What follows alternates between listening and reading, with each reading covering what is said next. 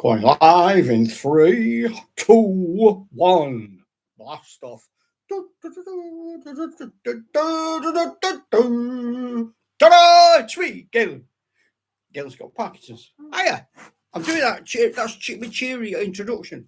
Oh, la, la. Meet the dancing girls all going across. Exciting, isn't it? I'm trying to get all my bits sorted out. Stop moving. Shut up. I might do it like that. It's on my lap. Laptop. It's a laptop. It's on my lap. Can I tell you? I'm looking up my nose. Don't do that. Look there like that. Right, we're ready. 99 images have been added to my gallery. Well, there you go. 99 red balloons. I feel quite musical tonight. Musical wargaming. Yeah, maybe we should do that. Or maybe not. Trouble with it being upon my person, I swear. Every time I move, it wobbles. Problem I've got is, and I'll be honest, if I do that, I put it on there like that, I can't see you.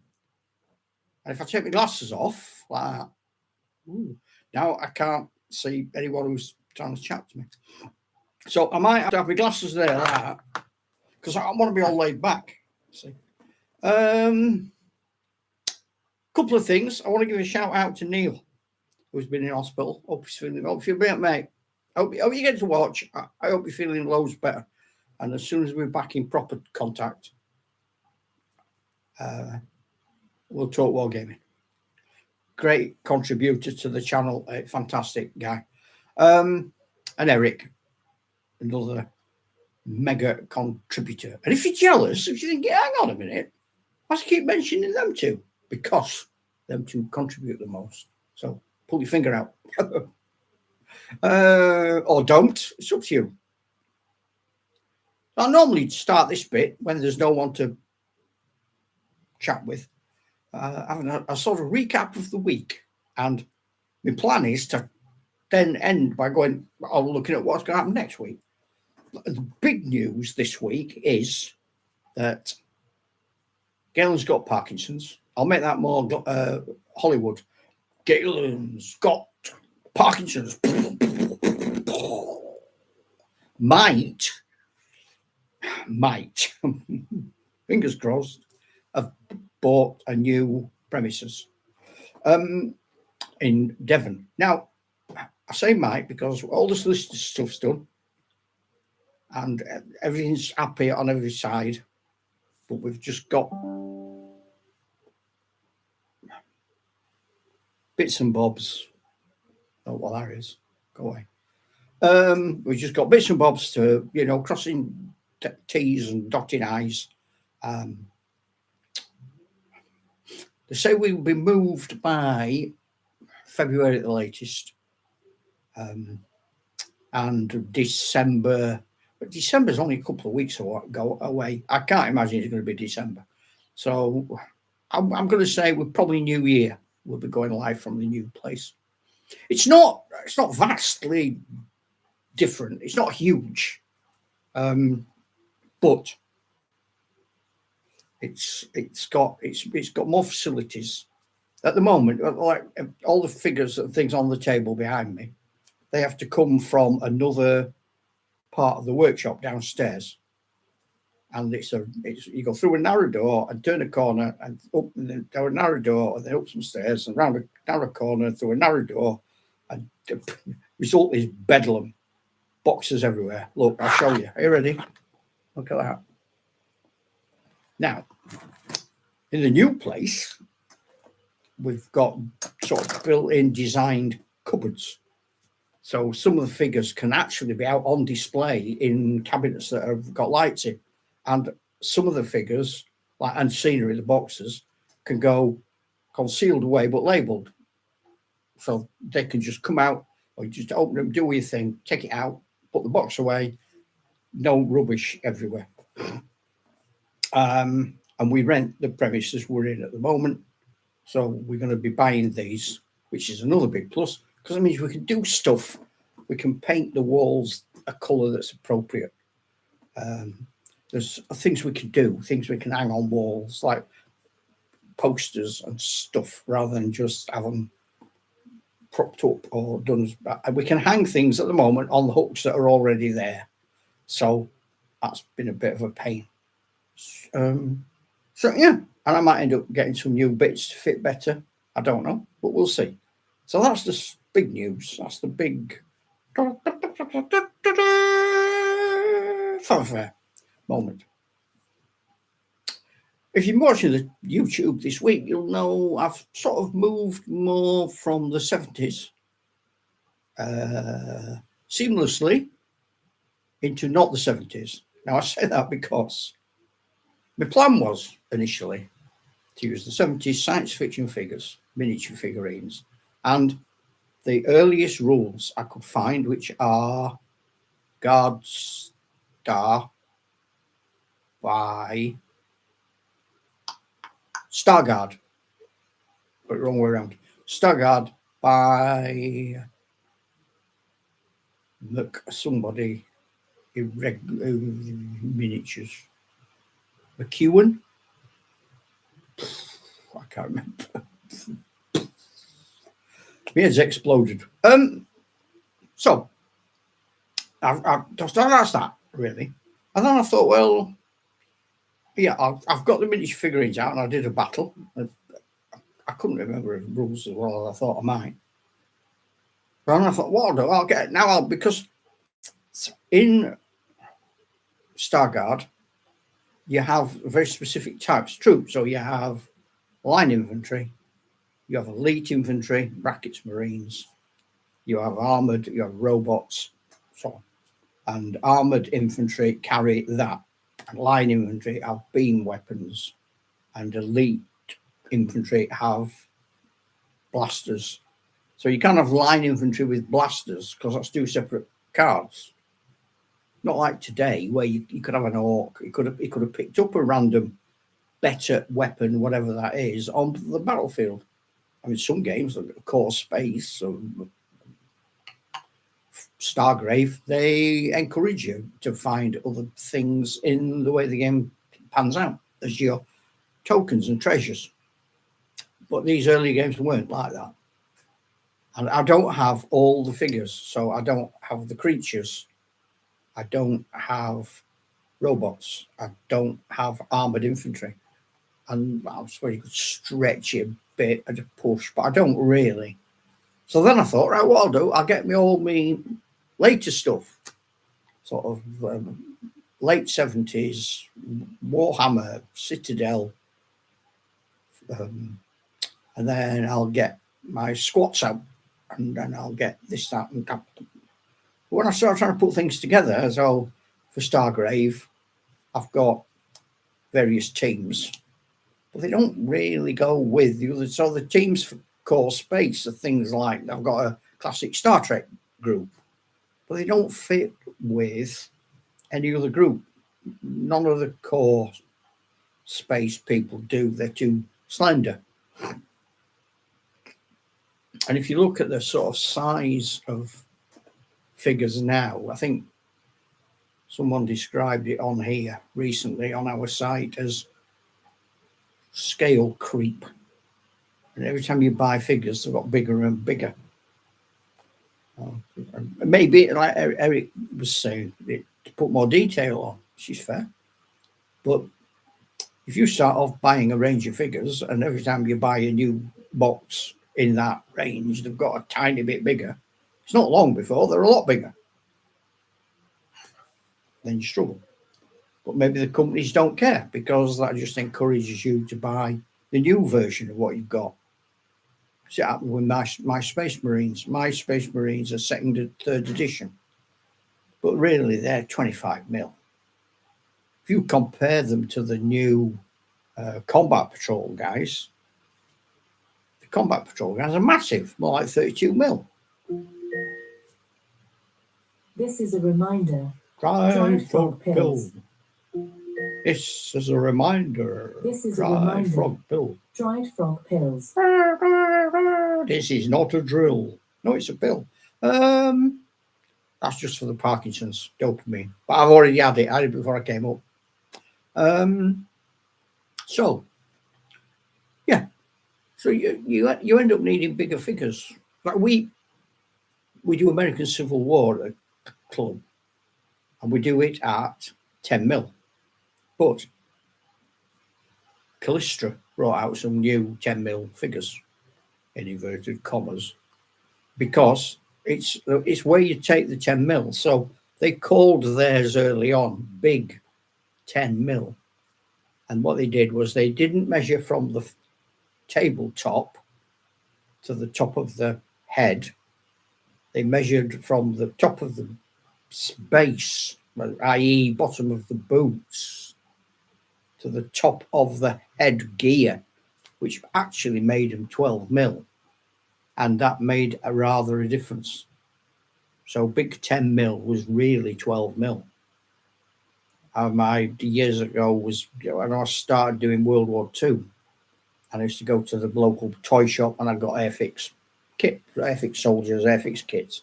And I did Battle of the Bulge because I wanted to do winter scenery. I'd never done that. So I thought, I'll do winter scenery. I can go into town on a Thursday with my little purse. I can buy some genuine real things from a real person. And I can come back on the bus with them on my little bag. And then I can do stuff with them. And I've never done winter scenery, so I can do that.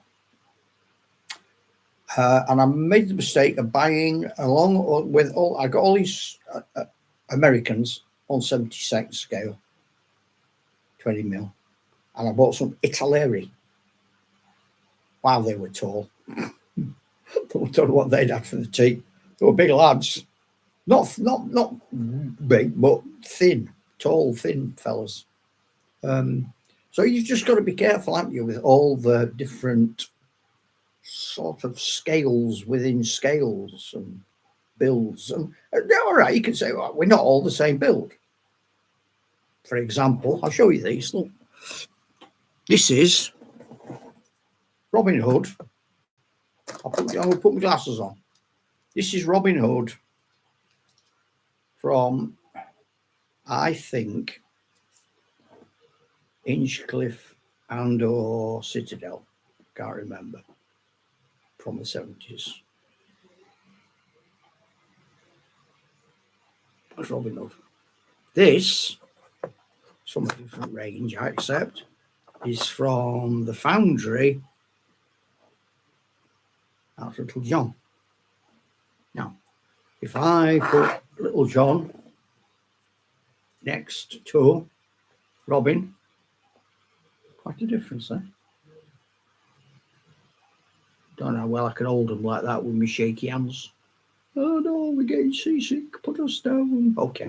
But Little John's meant to be bigger than Robin Hood. So it does. I don't really matter, does it? I use that Little John figure in all manner of games, role plays and English Civil War, and he just turns out as a great big peasant. Big Jimmy. Big Jimmy Riddle. So I don't mind that because we're not all the same size. Citadel brought out, and I had lots, and I don't know where they're all gone. But you know, like you get the undead, and they're always human, aren't they? Every time you get an undead skellywag sort of thing, it's always a human.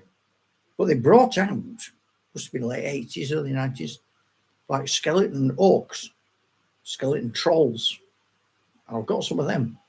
So amongst my skeleton force, I've got weird skeletons, skeleton dwarfs, and skeleton elves. Not many, but just enough to make you think, what's that? Oh, it's a troll. Yeah, it makes you think. Because trolls have bones, don't they? Hi, Eric, how are you, man? Good to see you. I was just rambling on about trolls having skeletons. Yes, I think it was Citadel made skeletons, didn't they? Do you remember? Yeah, I agree. And if they look right, don't they? As long as you're happy, I always think that we like. So we played our pirate game, and some of the lads have got 25mm pirates, and some have got 28mm pirates. But it don't matter because in their own areas, it doesn't really look bad. And to be honest, the 25mm pirates fit on the ships better.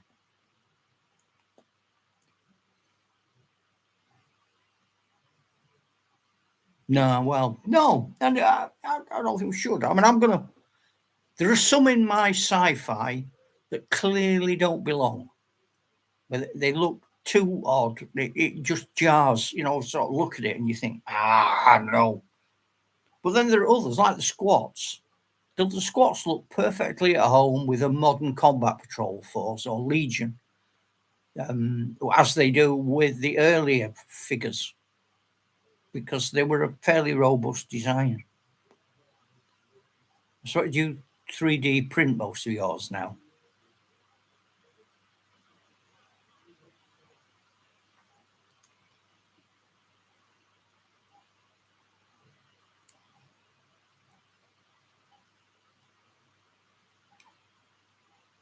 I don't know if you missed earlier, but just for you, it looks as if the house move and everything's going through. Just had what we hope is going to be the final meeting with the people doing the exchanges. So we've agreed, the sellers agreed. So it's all looking hunky dory for the new year. So thank you for your help with that, because when I first talked to you about it, I really, really needed your help, and I was very grateful. So thank you.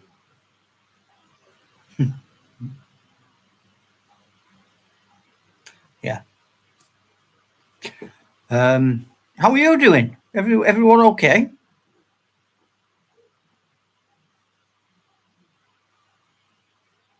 Oh, Neil, who usually joins us, tells me he's in hospital, but I don't quite know why. So I don't want to say too much, but hopefully, I know he might get a chance to catch this. He might catch up or something. Might cheer him up. And then when he's better, hopefully get home and we can have a proper chat. So we'll give Neil some positive vibes. Get him back in his spacesuit throwing dice.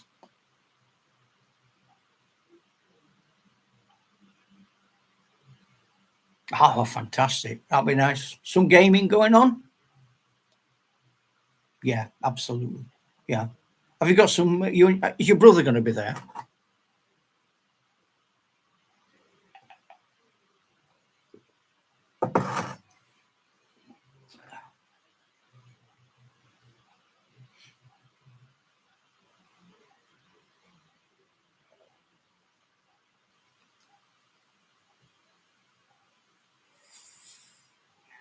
Oh, no.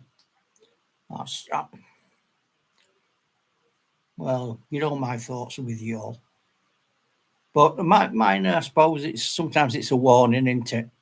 Yeah, yeah, yeah. My brother-in-law had one about 15 years ago, but just makes people a bit more aware around him, don't it?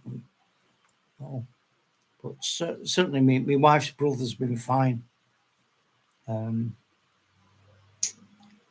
Excellent. Right. Oh, brilliant. Yeah, I've got to. I'll be talking to my son over in West Virginia because I think he quite enjoys Thanksgiving, even though he's a Brit. I think Thanksgiving plus Christmas. So he does the American version of Thanksgiving. Well, he does Thanksgiving, the American version, like anyone else does it. So he does Thanksgiving, and then he gets Christmas nailed down, perhaps in a more European style. I don't know if that's true, actually. I'm saying that glibly. Sure, he'll tell me if I'm wrong.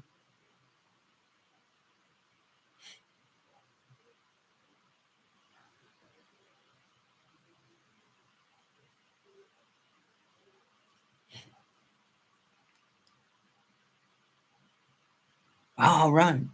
Yeah, that would make sense, wouldn't it? They might be just thankful for the 1940s when we gave it them back. Would you like your country back? Go on then. Fair enough. But we're still having our king, and he'll open your parliament and everything. So don't get too giddy. But if you behave yourselves, you can take part in the Commonwealth Games. What are they? Well, they're a sort of really poor Olympics. Jamaica always win everything in because they're dead fast. Well, okay then, we'll do that. It's worth it. It's worth it to be in the Commonwealth Games. Oh, and the other thing you can do, when we have a big war, you can come and get killed on behalf of the motherland. So that'd be nice. Oh, okay, then I'll do that.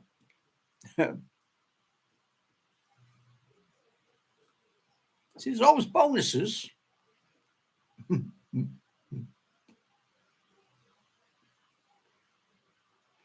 read a really interesting book about a Victorian explorer, and I can't remember his name, but it was so English. It was it was painful. He but he kept saying, you know, it's he said to somebody, a big argument he was having with someone from abroad, and he said, well, of course, God's an Englishman. That's why it's called the Church of England. So what? Okay, fair enough.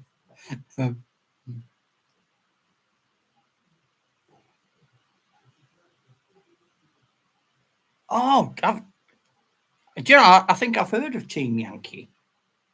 We play quite a few hex games. We've got an American Civil War one, and we've got a Napoleonic one, and we've got a World War One game.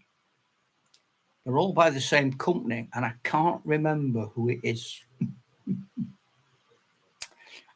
Somebody sets a game up, sits me in front of it, play. All right. Yeah, I've heard of Team Yankee. Are you enjoying it?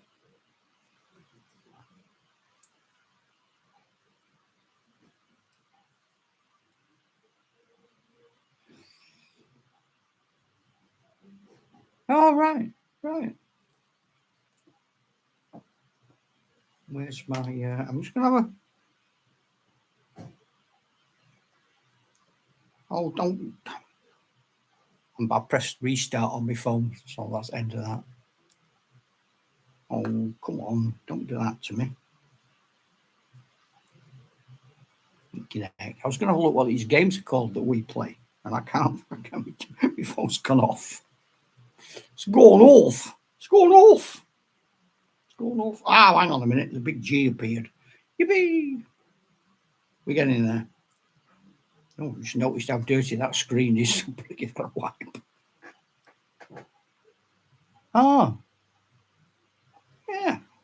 I'm just going to. Right, come on. It's great live, this, isn't it? I'm looking down here like, come on.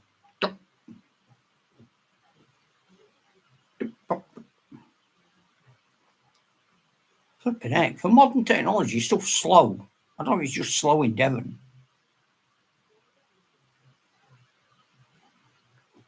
Come on. Right, let's do that. No, let's not do that. Let's do that. I don't want to explore anything for treats. Go away. Oh, right.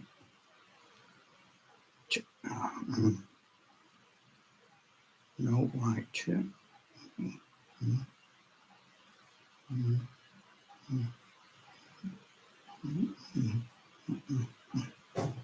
No.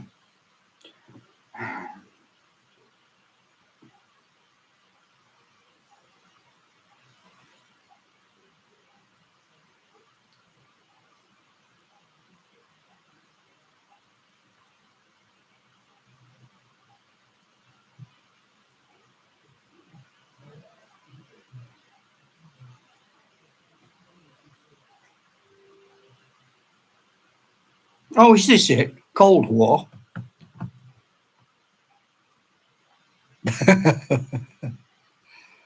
Yeah, it says here Cold War game by Battlefront.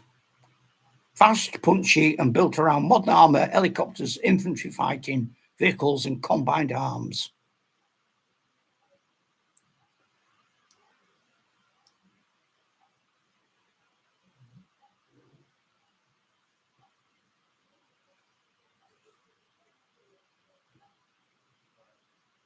Ah.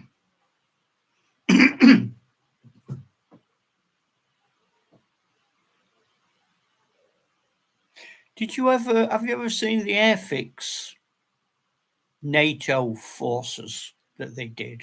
You know, like that. I don't know if they were the bigger ones, 54 mil, because they did NATO, but they didn't do the Warsaw Pact. And they also did West Germans. Oh, right. Things, right. Oh, interesting.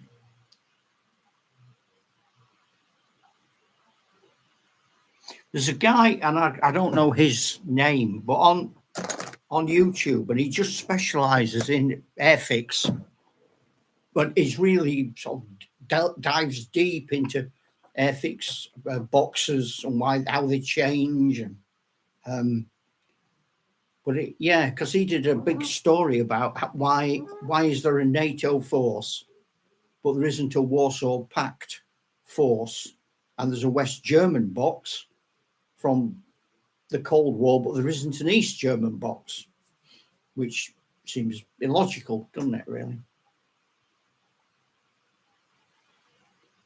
Yeah, most of my original American army for World War II is airfix.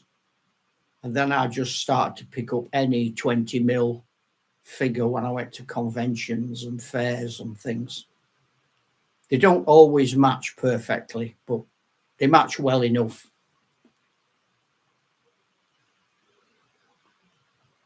Yeah, I don't know about for yourselves in the US, but for us in the UK in the 60s, 70s, 80s, Airfix was the kits. That's what you did. You buy a box of Airfix soldiers, you bought all of the World War II aircraft, World War I aircraft, glued them together, painted them. It's what we all did. It's how most young men in the sort of UK in the 60s, 70s spent their time, Airfix kits.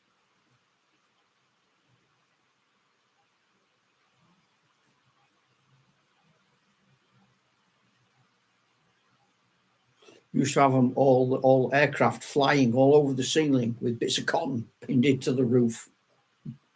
And then one day you're coming from school and your mum would have tried to dust them because they were all cobwebby, and half of your fighters have ended up on the bed.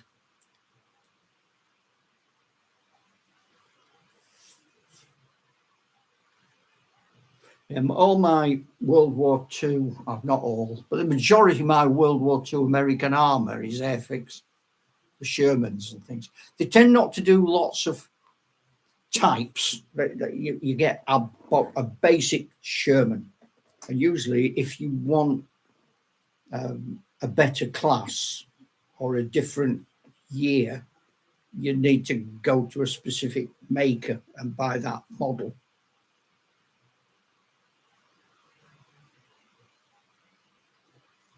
Yeah, again, I've heard of Command Decision. Well, we tend to play at our club Rapid Fire, which we enjoy. Rapid Fire is a good game. That's for big scale games. And then obviously there are people who are playing bolt action, but they tend to have the figures for bolt action, which you get probably more like 32 mil rather than 28.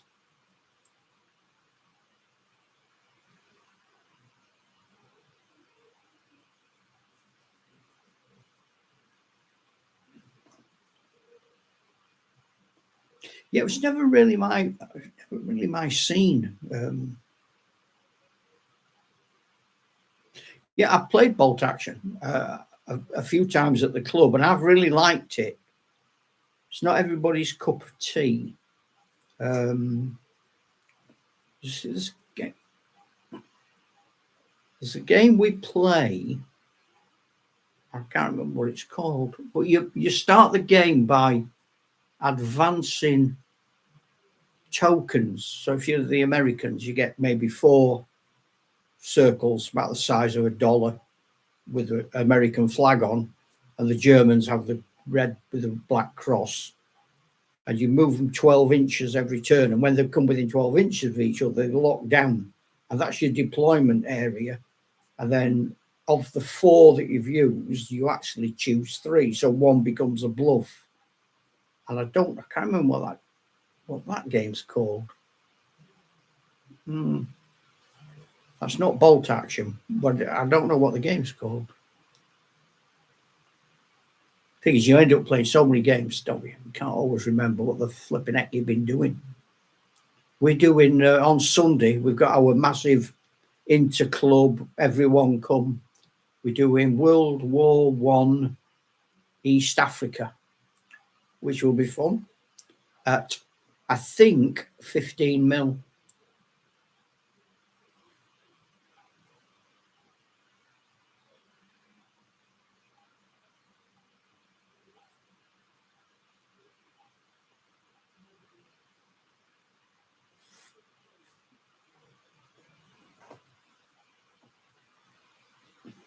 Well, I'll have my camera. I'll have my camera, and I'll turn it on. So if you see me filming, you'll have to dive in. So I'll try not to have to apologise too much for Stuart's comments. He tends to say things that he doesn't realise quite what he's thinking. Well, we play from 11 a.m. GMT till about 6. But I'm not always sure that we're going to have the internet. Sometimes I have to film it and then just show it when I get back. But I'm hoping Monday night that we could be doing a game on Monday night from 7 till 10. So I'll let you know about that one, because that's the sort of thing at night we could definitely just put the camera on in one corner, and you can be some like diabolical, mysterious head, like in Futurama, in a bell jar, talking to us. That professor in Wednesday, I don't know if you watched that, but there's a professor, is it Christopher Lloyd plays a professor in Wednesday, and it's just a head in a jar on the wheeling round. If you say so, I don't know. But Sunday, I don't know on Sunday if we'll actually have an internet connection in the village hall. But Monday night, if we play Monday night, that depends on people being ill and all sorts of bits and bobs. That'll be on. My daughter's not very well at the moment, so I never quite know if I'm needed over there for tea, sympathy, shoulder to cry on, by a sympathy McDonald's. That seems to cheer her up. It's surprising, the therapeutic notion of a Big Mac. No, I don't know what that is, but I can find out. I'm saying no, I don't know. I don't know what I've got. I don't know what I've got, Eric. I'm clueless. I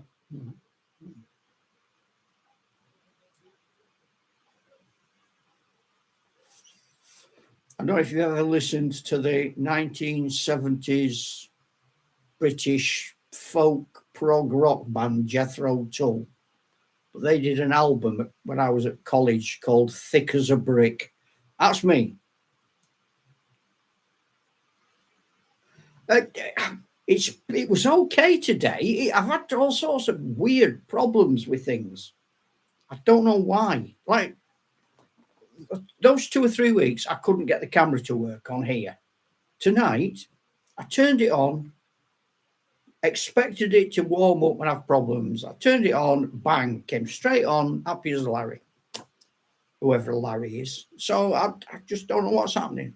Like some days I've tried to ring you and I've just got weird noises. Or I can see you're trying to ring me and I'm running away at buttons. Nothing happens. So I tell you what I don't like. I don't like these screens you have to swipe. And I said to this chap at one of the shops, I said, well, how do I swipe it? And he said, oh, just swipe it from bottom to top. If you want to reveal all your apps, and you swipe it right to left if you want to close an app. And and apparently, if you don't hit it hard enough, you leave a big sort of salmon pink line all the way through it because you're trying to draw with your finger. I bought myself one of them little dabber pens with a rubber end. So I'll see if that's any better. Technology is driving me mad. It's driving me bonkers.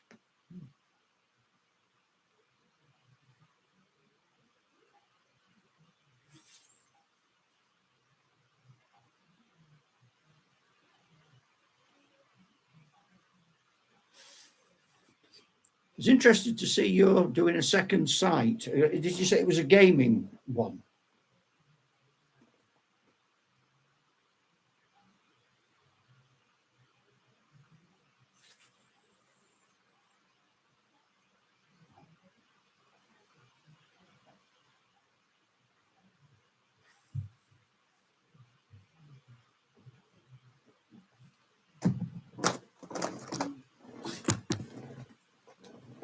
Dropping things.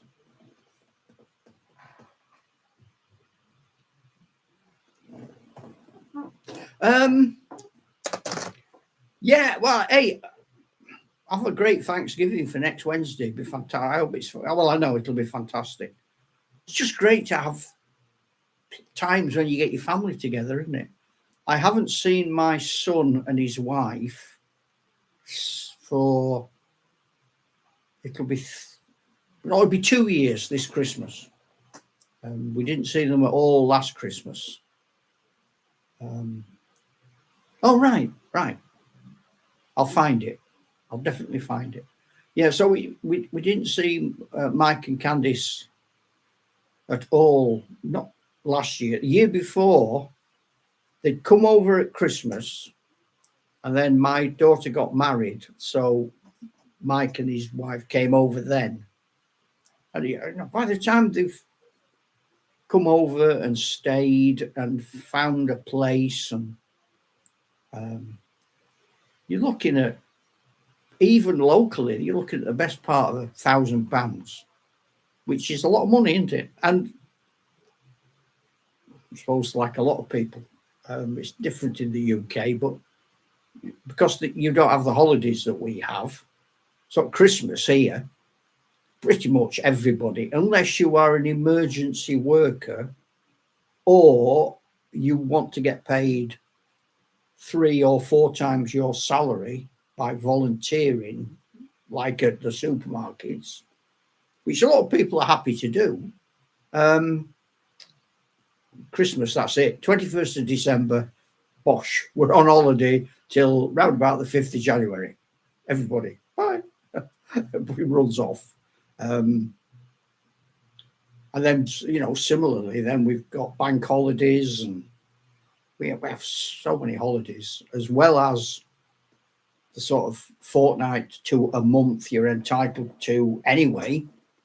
And I know that's not true. When the last time my family in America came over, they were pretty much having to work every day online with clients and things because they were still expected to do all of their work, even though they were in a different country.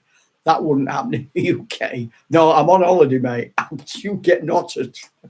You want me to do what? Yeah, right. Okay. You know what you can do with that idea. We still have a very Anglo-Saxon feudal version of Yeah, when I'm meant to work, I'll work. But if I'm not meant to work, I ain't doing it. If you push me, I will rebel. Like the French, they're good at going on strike for years for no reason.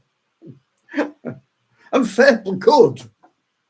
Power to the people and all that I say. All we've got is our labour. That's all we can use as a bargaining chip in this man's world. Because I was reading some things about the sort of early Christian Europe, the feudal system in the UK. And they were saying, being a peasant, all right, on the face of it, you've got very little. You don't own anything. Your lord tells you what to think, what to do, where to go. You have to work his land and do things for him in exchange for where you live. But actually, it worked out quite well because every Catholic Saint's Day was a legal holiday in Britain when we were a Roman Catholic country in the Dark Ages. So, and the early medieval period. And there's loads of saints. So every time there's a saint, you got a day off. And if you say it was you, and the Lord says, okay, you can live in your house, but you have to farm 5 acres of my land. And you think, oh, pooh, that's hard. But now, in the situation you're in, you've still only got the same 5 acres, but now you've got sons who can do bits with you. So you're only doing a bit of 5 acres. Really, yeah, well, absolutely. Every weekend, I mean, certainly in medieval times, that was sacrosanct, wasn't it? I mean, Cromwell banned everything on a Sunday. No games, no football, no dancing, no drinking, no nothing, no archery. You just went, oh, God's day, pack it in.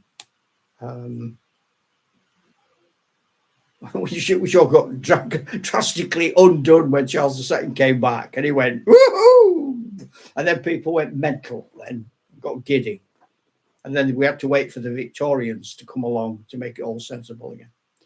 But yeah, so I mean, even today, everyone here, we still call Sunday the day of rest.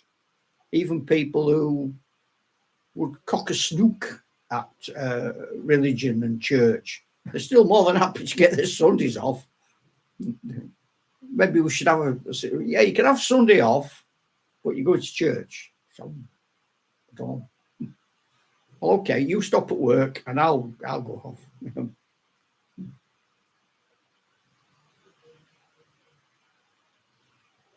Yeah, we still have. Where I live now, and Devon is it's very rural, a very old-fashioned attitudes to life. So the church services are important, the old celebrations, even some of the pre-Christian Celtic celebrations are still followed. They're just big parties and fireworks nights, but to be honest, but it's still ingrained in the local populace. Harvest festivals, things like that, which have become Christian, haven't they? But they weren't early doors. But so down here, churches are a lot busier. The village I'm going to move to, they have a Norman church, but it only has a service once a month. But that's not because there aren't the people, that's because there aren't the clergy. We have like one minister and he does 4 churches. So he's only there one of the Sundays every month. And the other 4 Sundays, the parish council, the church elders, they run the service. And I was looking at the church notice board when I was in the village that we're moving to. And they've got things, like breakfast clubs and children's clubs on the days when there isn't a service. So it's very busy. There's a lot happening. one of the nice, interesting things they've started to do down here, because we've got really old, like Saxon and Norman churches. I mean, it's talking 1,000+ years old. And the church opens them, say, on a Friday night, and when they put camp beds out, and you can go and you can stop in the church overnight, and the candles are lit, and the minister is there if you want to talk to somebody, or you just want to admire the atmosphere, and they play religious music through the speakers. And then in the morning, you all go to the local pub and have your breakfast. Fantastic. So I quite fancy doing some of these really historic churches. And sort of at Christmas, everything's lit by candles and very strategic spotlights to pick out the sort of ancient statues or the stained glass windows. And where I'm going is just a tiny little village, and the church is beautiful. I mean, it's beautiful. You're sitting on wooden pews that have been there since the 13th century. It's amazing. Yeah, I mean, you can't think of anything better, can you? You know, if we were all there with our families, and you can pray quietly, you can enjoy the atmosphere, you can chat and share God's blessing just as you are just enjoying the ambience, really, the atmosphere. And then listening to all the noises, because they have there's something happens when the candles are burning and everything's quiet. There's a life seems to be there. There's something there. Like, I'm not talking space aliens. There's some spiritual strength within those 1,000-year-old buildings where people have met through the Black Death and through the thousands of years of births and marriages and deaths and celebrations. And it's almost like it lives in the space. And then in the morning, you go to the pub and have an English breakfast, a big whopping breakfast. Fantastic. You see? Oh, to be an Englishman now that spring is here.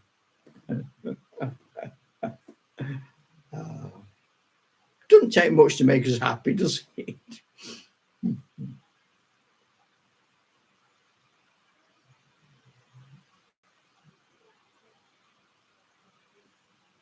Yeah, that's very, very, very, very well said. I love that. Yeah, it is. Yeah, I went to a cathedral in Wales. Might have been Cardiff, one of the big city cathedrals, and there were like 10,000 candles in it. And as the congregation, we didn't really have to participate in a scripted service. It wasn't like, oh, stand up, sit down, do this, do that. It was just the choir. It was at New Year, so the choir were doing the sort of 12th night arrival of the wise men type activity songs, or Victorian carols, which I like. I like that, you know, as with gladness men of old. I like that old stuff. You get fine. You can do your new moment. Somebody in the church gets a guitar out, I think, oh, I want to sing When the Night Won His Spurs or Jerusalem, something we're told not to sing anymore. But we just enjoyed it, and the light and the atmosphere. Because I was thinking, imagine you were a peasant 1,000 years ago, and you're living in a wooden hut full of mud, and a thatched roof full of bugs, and a house full of smoke, and everything's mental. You're covered in sludge, you're filthy, and you go into one of those churches lit by all those candles, and and all that incense. And whatever you think about incense and stuff, that must have been wild. And then the light coming through these enormous stained glass windows, and buildings made out of stone instead of timber and thatch, mud squished on your wall. And everyone's clean. All the ministers are all shiny and clean. And then they speak in Latin, which it must have been mind blowing.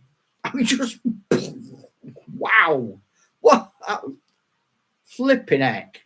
What an experience! There's no wonder they went to church on a Sunday. It'd be like, I don't know, better than putting Netflix on.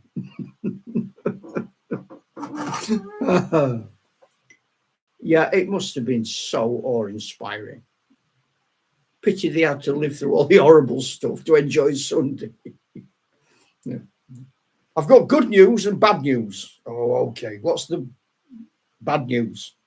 Bad news is you're going to get rickets, the Black Death, and you're going to be dead by the time you're 25. What's the good news? We've got a nice stained glass window we've just popped in that side of the font. You'll have a whale of a time. And there's lots of room in the graveyard. So think on. Okay.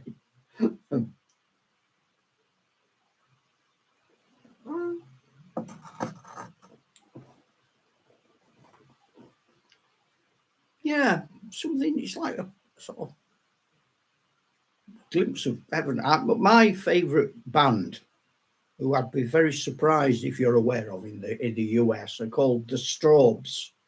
The lead singer, Dave Cousins, died recently, but they were around from the 1960s. And they do a song called A Glimpse of Heaven. And it's a beautiful song. And it's a folk song. It's not ostensibly a religious song. It's about seeing the sheep in the field and the fish leaping. And that's the sort of hook line I think I must have caught, A Glimpse of Heaven. Beautiful song. Really, it's nice, isn't it, when you do that? Because I always think we have a lot of ancient forests around here. Like they were in the Doomsday Book. So William the Conqueror recorded them in 1083. And the villagers were recorded. So we've got things that are seriously old. There's a forest near. My new place is a place called Heartland, and Heartland Key. There's a forest around it, and it's full of wild bluebells, just a carpet of blue amongst these ancient trees. And there's an Iron Age hill fort, pre-Roman. And I was walking through there the other day, and I was thinking, we are the only species on this planet that appreciates that beauty. My dog doesn't. He just pees all over it. I don't care. But we're the species that are doing it most harm. We're the ones that are making all the animals extinct and ripping it all up and building concrete nonsense all over it. Something wrong there. God's given all these beautiful things to, I don't know, admire and to do us good. We dig them up, concrete over them. And Joni Mitchell paved paradise and put up a parking lot. Yeah, you were so right, Joni. And that was in the 70s. Might even have been in the 60s, I don't know. But I think it was Big Yellow Taxi, 70s, I think.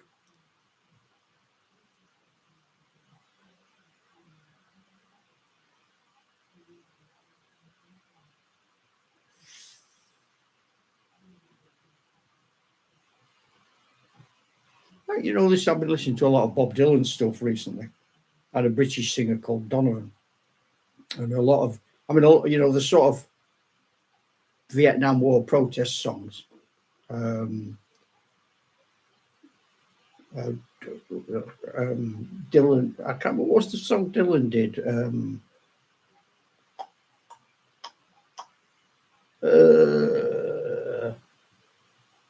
Donovan did a song called Universal Soldier.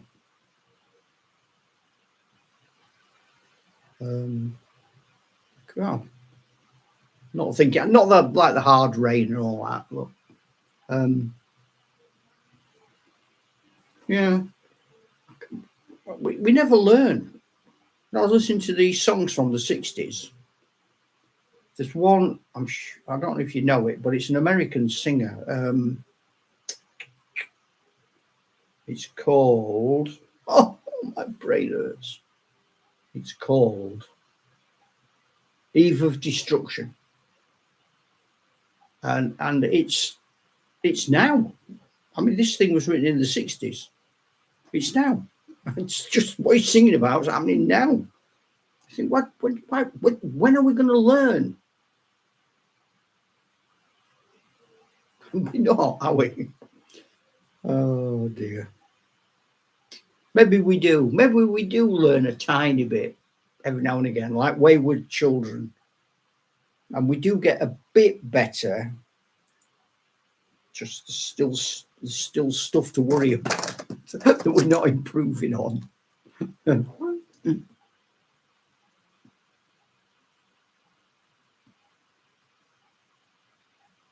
Yeah, no, that's somebody. I don't know if I know that person. I'm guessing this person.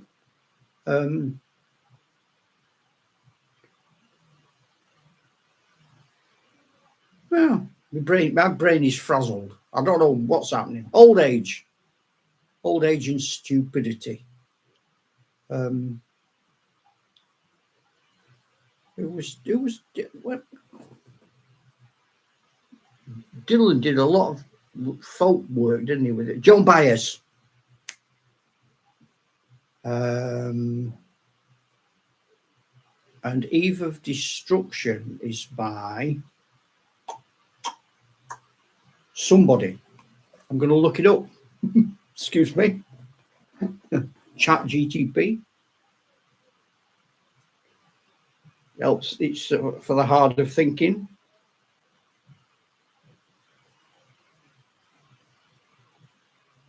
Eve of Destruction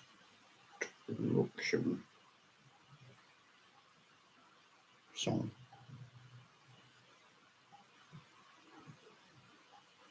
Eve of Destruction song. P.F. Sloan. You're right. Barry Maguire's the guy I'm thinking of that made it famous. Right, yeah. Sorry, man. I didn't realise. P.F. Sloan meant nothing to me. Barry Maguire, because I don't be a child. I mean, I left what we call primary school when I was 11 to go to secondary school in 68. Having said that, the Vietnam War ended while I was at university. So it was sort of prime news. But yeah, so yeah, Barry Maguire, because I've just really seen it on YouTube now, but back in the day when it was on music shows, and it was always the video. I don't think I've ever seen anyone do it live. It's always that video with the helicopters.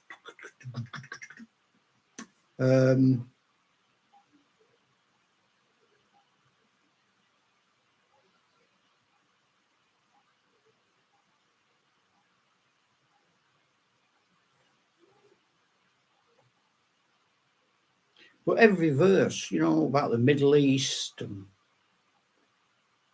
I don't know, every verse you could look and think, yeah, still happening. What's gone wrong? But then you can look back in history and say, well, yeah, it's always been happening.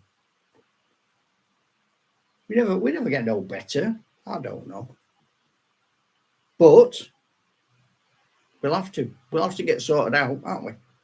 Because the big man upstairs is expecting things to get better. We're gonna have some serious questions to answer if we haven't done very much. I sometimes feel as if I'm like someone who's taken a dustpan and brush to an earthquake zone, and I'm just stood there like that with a dustpan and brush amongst all these piles of dust and rubble. Right, okay. Now what do I do? I suppose what I should do is just start putting stuff in my little dustpan and brush and just even if I only just tidy up that little bit.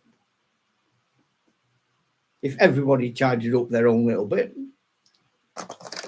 we get a lot done. I'll keep having to do this now, look.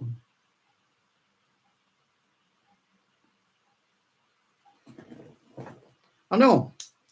It's what we do with the tools. Because I suspect what some people do is he gives us these tools, and some people go, choose more. And some people do the work of 5 men with their tools. And some people up a corner, just very slowly, just, what can I get away with? Every time it's all right, I'm busy. Yeah, we know you're not. No, I am, honestly. I'm really busy. Well, at least he threw his away. Yeah, but at least he had the gumption to be honest about it. You're kidding me along. Or there'll be someone who'll say, thanks for them tools. Give me bigger ones and I can do better work. Well, that won't be me either. I'm afraid.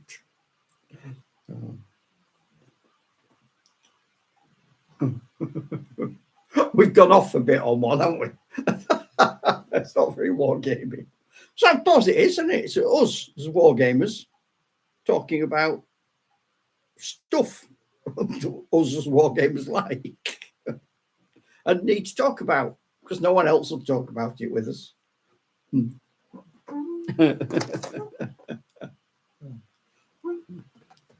Well, it's coming up to the end of my time. Not literally. I'm still going to be here. That sounded a bit ominous.